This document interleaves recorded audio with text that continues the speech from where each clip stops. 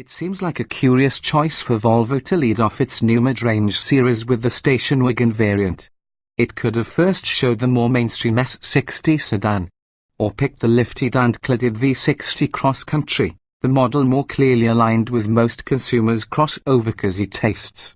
But Volvo instead chose the traditional wagon, which, beautiful as it may be, is unlikely to sell in any volume whatsoever, especially in the United States.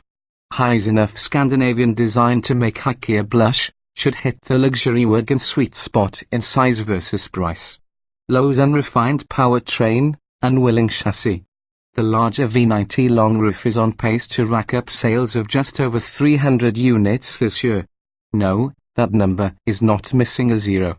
The 2019 V60 undoubtedly will do better, not only because it will be less expensive but also because dealers will be stocking them on their lots, unlike the special order-only V90. All in the family, the V60 in many ways is a more affordable V90. Both cars share Volvo's scalable product architecture, which also underpins the XC60 and XC90 SUVs. The V60's powertrain comes from its larger sibling as well, a transverse-mounted 2.0-litre inland four mated to an 8-speed automatic. As in other Volvos, the T6 model is both supercharged and turbocharged to make 316 horsepower and 295 lb-ft of torque and is offered exclusively with all-wheel drive, while the T5 is merely turbocharged to the tune of 250 horses and 258 lb-ft. At launch, T5 models will be front-drive only, although Volvo representatives said an all-wheel drive T5 could be offered at a later date. A T8 plug-in hybrid with a rear-mounted electric motor is planned as well. Don't hold your breath. The V60 doesn't even go on sale in the United States until early 2019. While this gives you plenty of time to save your krona, it remains to be seen exactly how much you'll need, as Volvo is being tight-lipped about pricing. The usual protocol, taking the current V60 that starts at just $39,245 and adding a grand or two, may not apply here. The outgoing V60 comes from a different era, and this new one is not only considerably larger but also in order of magnitude nicer. Familiar environs inside it has all the touchstones of the V90, the huge, tablet-like 9.0-inch touchscreen that dominates the dashboard, upgraded here with 50% more processing power, the stitched leather inserts and gorgeous wood trim with metallic accents, and the ignition switch in the center console between the seats with a knurled driving mode selector beside it. Even the trademark yellow speaker cones of the optional Bowers and Wilkins audio system peer forth from similar perforated metal grills. While there are subtle differences between the cockpits of the two cars, they're the sorts of things that you'd have to be a designer or a car and driver fact-checker to care about. For all intents and purposes, they are the same. The rest of the V60, too, has a comfortable familiarity, quite literally. It is just as luxurious as the V90, with nice standard leather. Even softer leather is an option, excellent seats, and a cabin that sounded to our uncalibrated ear quieter than that of the V90. The V60 may have a bit more plastic bits about. Perhaps. For sure it has a smaller luggage compartment, with the load floor measuring just 40.7 inches from the back of the second row to the tailgate, versus 45.4 in the V90.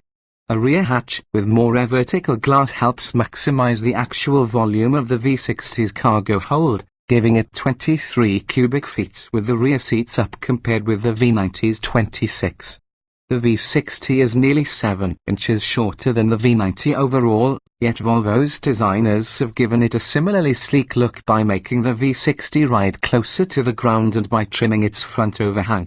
Compared to the outgoing model, the new V60 is much larger yet less bloated. At 187.4 inches in length, it is 4.9 inches longer overall with a 3.8-inch longer wheelbase, yet it sits 2.2 inches lower.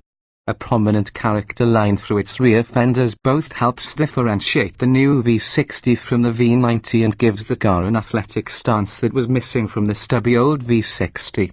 The rain in Spain. Volvo chose the coast south of Barcelona for its drive event, where we discovered that the rain in Spain does not stay mainly in the plain.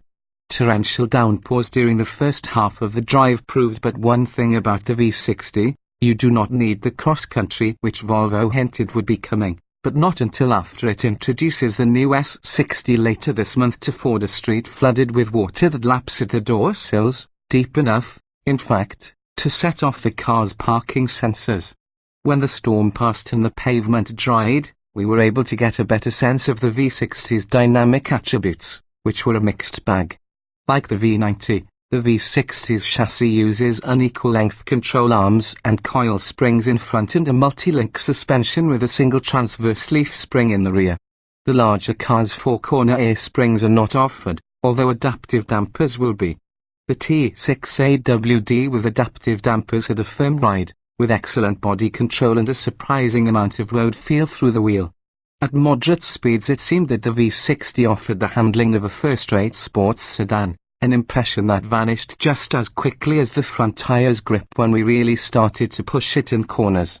Steering response takes on a rubbery, artificial quality almost immediately after turn-in, and the car feels heavy while cornering.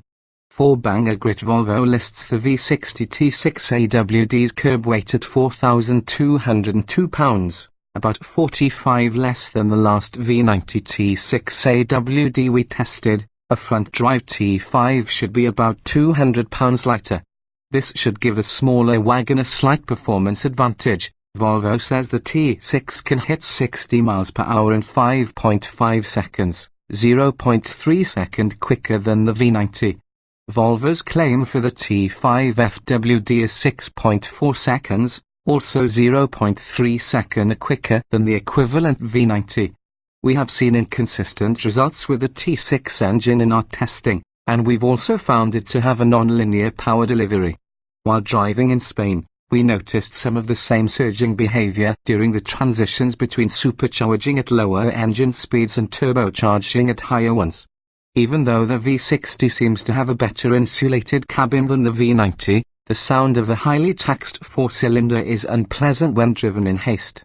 Good thing, then, that the rest of the V60 is exceedingly pleasant. No carmaker today is creating designs as visually interesting and downright pretty, both inside and out. The V60's singular contribution to Volvo's brimming design portfolio is its city with textile interior, a no-cost option that adds cloth inserts to the seats and doors that's charming and upscale in the same way as are the Volkswagen GTI's plaid seats. City with is less cheeky and looks more like couch upholstery, but it's still a refreshing point of difference from all the leathers, fake leathers, and downright cheap polyester seat materials currently on the market. Other carmakers should take notice. The features list of the V60 is as long as would be expected of any luxury car, with items such as standard LED headlights, a panoramic sunroof, and an available head-up display. It is also as replete with safety features as any Volvo, with the City Safety Automated Emergency Braking and Steering System standard. Blind spot monitoring is an option, as is Pilot Assist, Volvo's semi-autonomous self-steering adaptive cruise control system that has been updated to better handle curves, both by slowing the car and by dialing in more steering torque. But, of course, Volvo is no longer the only carmaker touting its safety pedigree. Even commodity cars from Honda and Subaru are now being marketed for their crashworthiness and standard active safety features, forcing Volvo to nurture the design side of its organization. It has been decades now since Volvos resembled shipping containers. Indeed, style is Volvo's greatest asset and contributor to its recent success. Which is why this curious company, one that understands its heritage as a purveyor of wagons and is dedicated to preserving such a legacy, has so elevated the V60.